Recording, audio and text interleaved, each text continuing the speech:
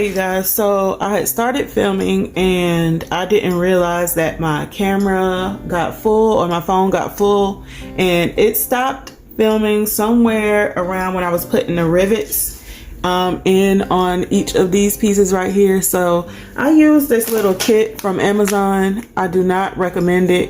I recommend getting like a better one. I had to use an actual hammer to actually make it work, but yeah, I got the rivets on either side of the fabric, and I already clipped my little top heel, or top, what do you call this? I don't know, toe piece on top of the other piece.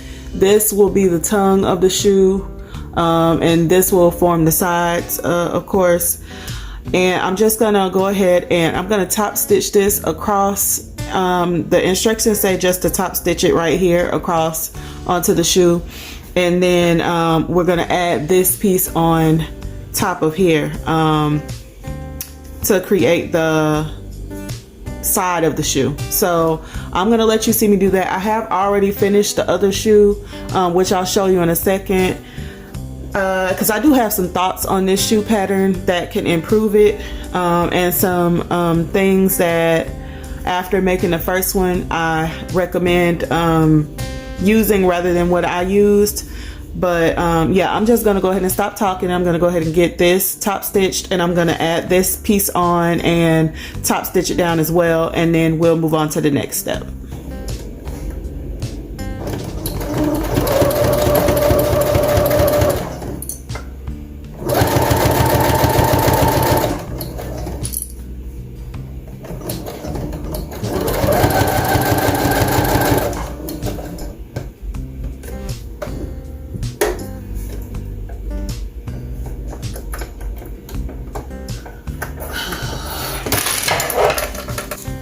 So there you can see I have it already top stitched across. Now the next thing I have to do is I'm going to take this piece here, and it shows you basically where to line.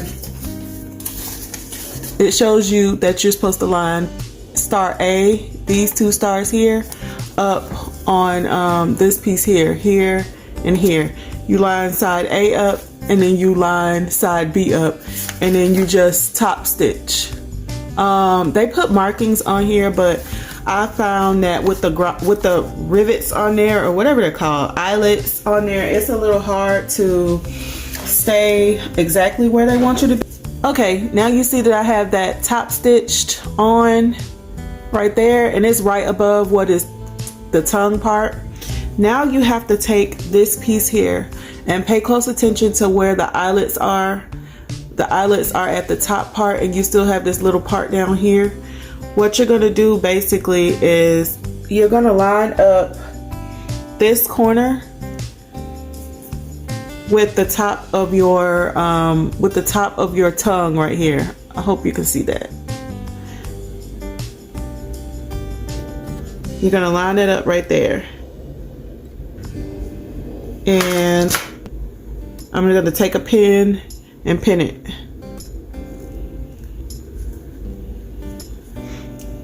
Then you're gonna line the bottom corner, and I honestly, I learned from the other shoe to pull it up a little farther than it shows, and then this bottom corner here will meet over here. And it's okay if it hangs off a little bit, it didn't make a difference. And then clip it. My clips are always flying all over the place. Like that there. Now you're gonna bring this piece around like so and do the same thing. So get the top of that eyelet to where it's right up where your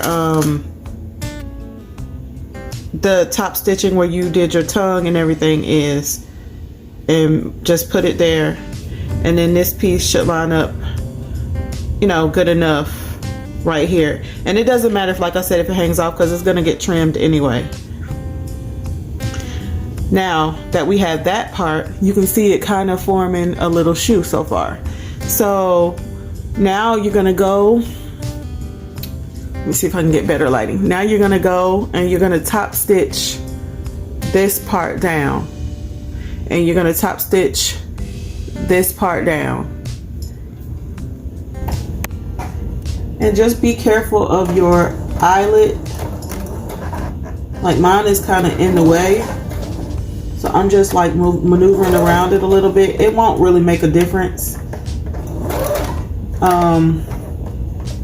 But I was having some trouble with the eyelet placement on, I don't know, on this pattern. But we'll talk about that at the end, like what I think about this pattern overall. And you just want to get it as best you can. All you're trying to do is top stitch this piece on to the shoe, or top stitch this piece to the shoe. That's all you're trying to do.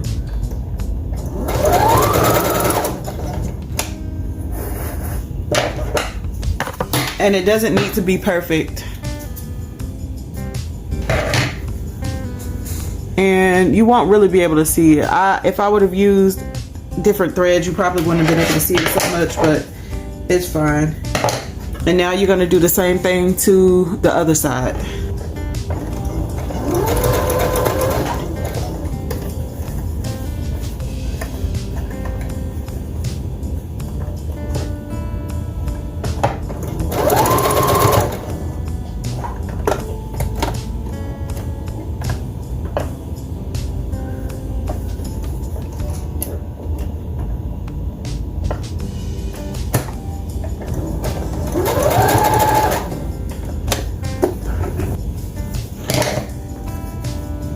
Okay, so I have sewn on these two pieces. They are sewn to the shoe. The next thing I need to do is flip the shoe over. So I'm gonna flip it over and trim any threads that I see.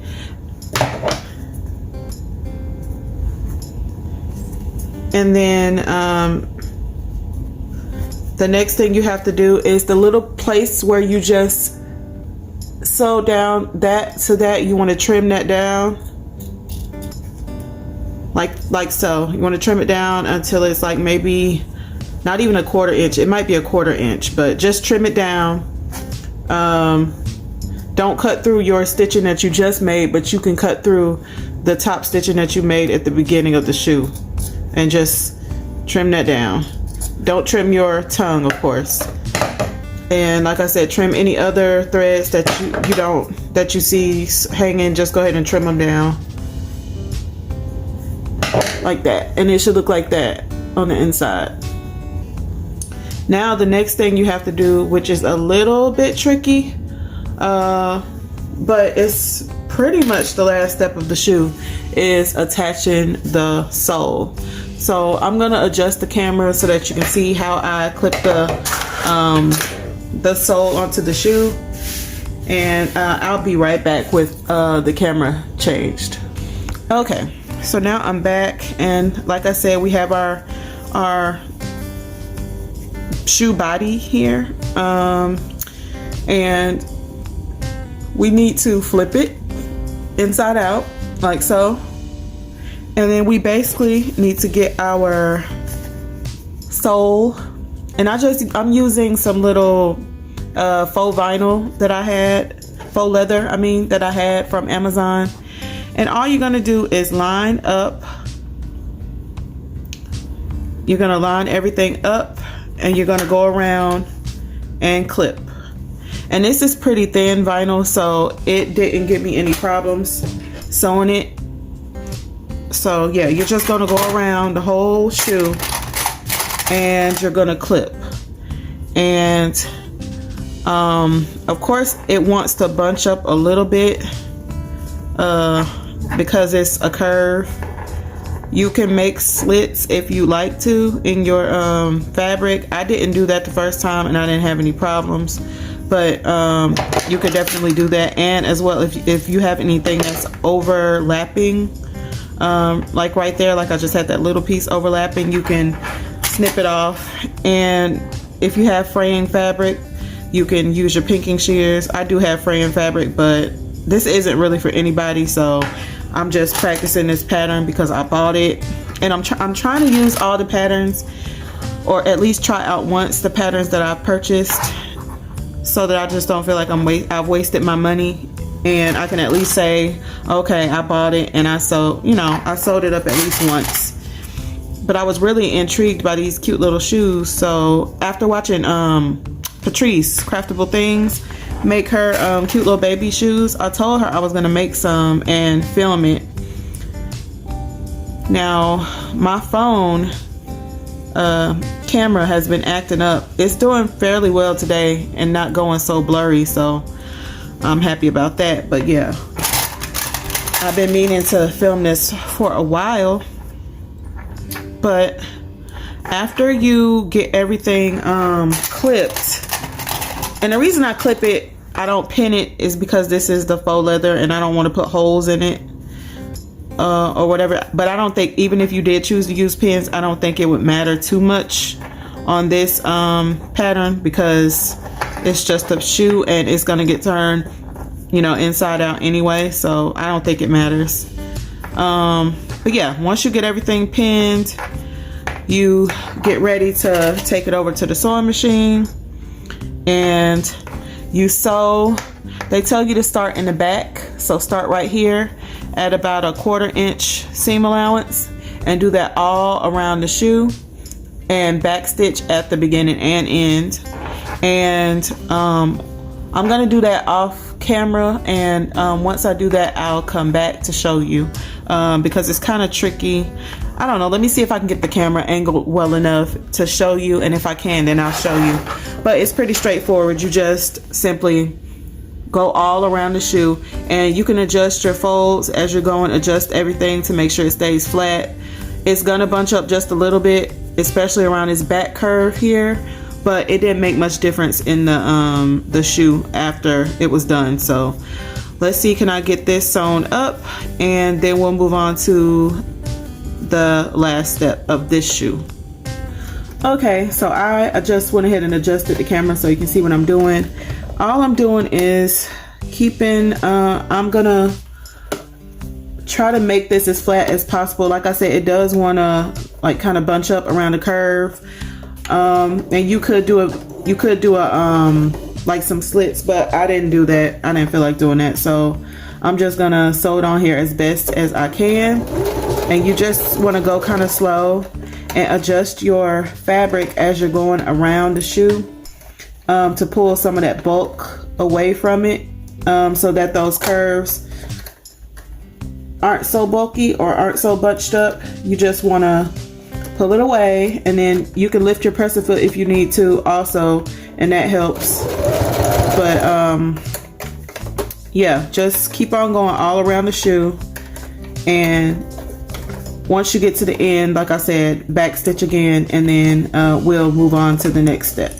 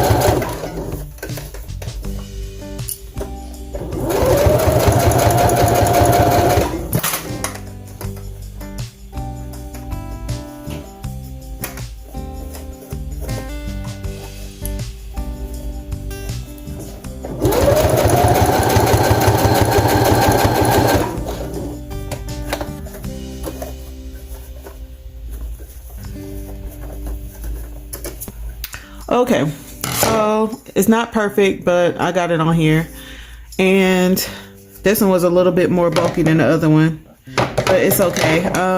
Now, since I used the faux vinyl on the bottom, and I don't want it to be too chunky, I'm gonna, first of all, I'm gonna trim the vinyl down a little bit on the bottom, not all the way, maybe like halfway around. I'm gonna trim it, and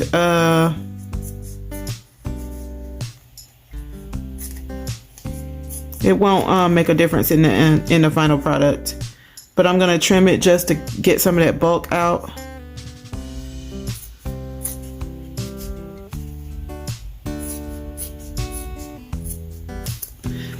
And then you are supposed to,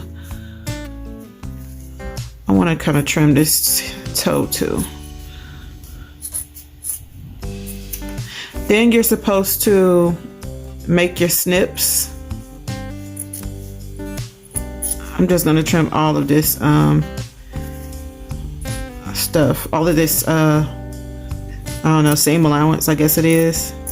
I'm just going to trim it all down just a little bit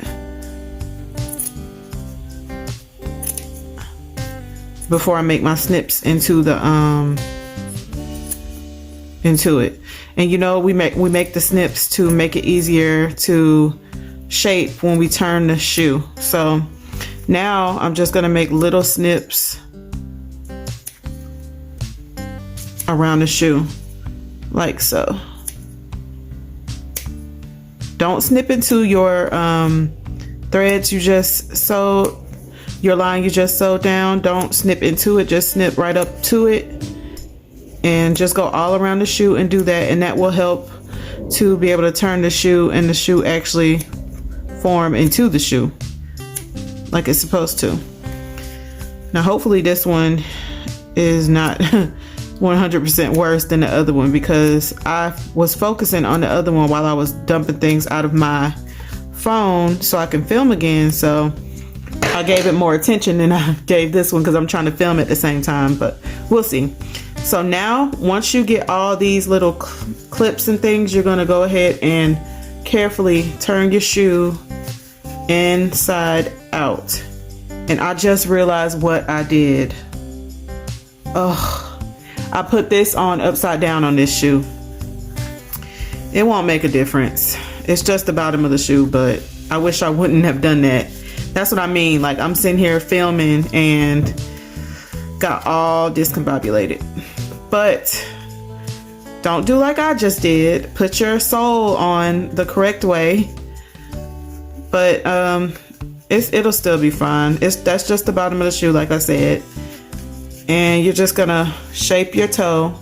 And I'll show you the other shoe and I'll show you what it's supposed to look like versus what this one looks like. But yeah, that's it. That's how this shoe is formed. Now you see my faux leather inside is supposed to be down here, but I put it on upside down this time.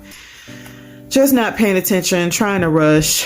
I have a lot going on today. I'm up early.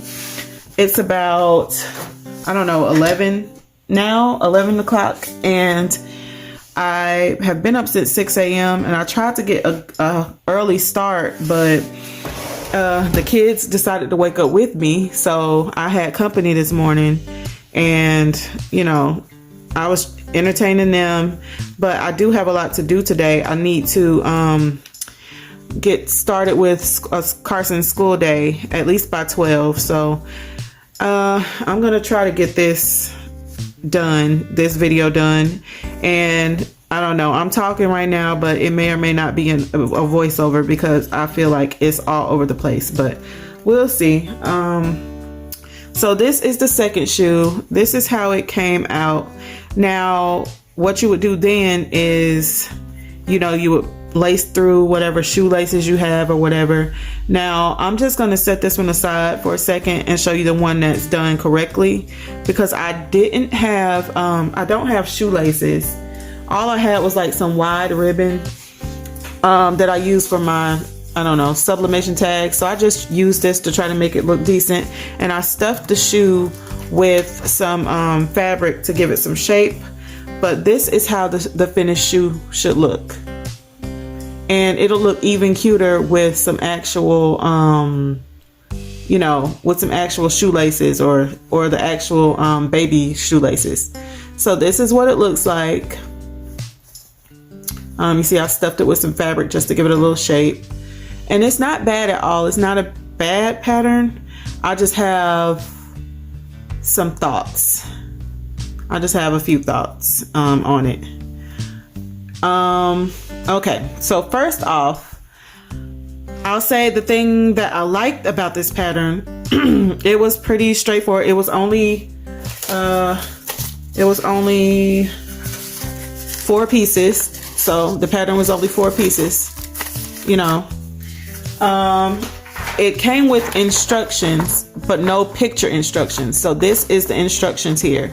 And it's no pictures, no pictorial or anything. The only pictorial that it has is this, and that is showing you just basically where to put your rivets and where to put your top stitching of certain things. It wasn't actually like picture photo instructions. So I wish it would have had that. Now the pattern itself, the shoe itself, it says it is for quilting cottons and things like that, which that's what I used. I used a fat quarter. You probably recognize this leopard print as one of the Walmart fat quarters. I just had it laying around and it didn't use much. I still have over half left of that fat quarter. So, and I did do both shoes. So there's that. Now my recommendations when making this would be, I do like the way the bottom is. I like the way the bottom sole is with the vinyl, but because this quilting cotton, they didn't call for any interfacing. They didn't call for anything to go, you know, on this to give it any structure. And because of that, it's just kind of like, you know, blah, like it's so thin. It's really thin. And I just find that the next time I make it, I think I will interface this piece. I will interface the side piece right here. I will interface it, and as well as maybe make the tongue piece a little bit longer, and I could always trim it later, but I feel like I would like this to be just a little bit longer, because you see we have this eyelet up here. If I was to lace through that eyelet, you wouldn't even see the cute tongue of the shoe at all. Now another change that I would make to this pattern is this top edge. Now if you have fraying fabric, they tell you to use your pinking shears on it. What I would do is I would, like I said, I would already interface this, but I think I would make this part of the shoe, I would maybe extend it a little bit so that I can have something maybe to fold over, you know, and make like a little folded lip or edge maybe, or something, just to give it a little extra body, or even add a piece of the, if you're going to use vinyl, or add a contrasting piece around here. I would do that just to give it a little bit of strength, a little bit of body, because with just this fabric, it's so thin. And yeah, I mean, no, I just don't think the pattern is a good one, but it could have some, it needs some improvement. So that's what I would do. And I say, if you're going to use the vinyl on the bottom, just be careful and try to be very precise at how you sew it. I could form this more with my fingers and push it out more with my fingers and all that stuff, but yeah, for the purposes of this video, you know, it's good enough. This was just me testing out this pattern, and yeah, it came out pretty cute if I say so. I don't think it's bad at all. It's not a bad looking shoe. I just think it needs some work. This pattern just needs some work. I'll put the name of this pattern on the screen, or I'll put it in the description box.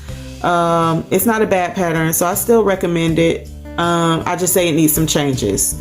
And overall though, this is a size 2. It's a really cute shoe.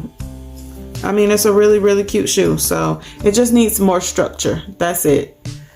So there we go. Our baby, it's supposed to be like a baby high top Converse type thing. So there we go. Not bad.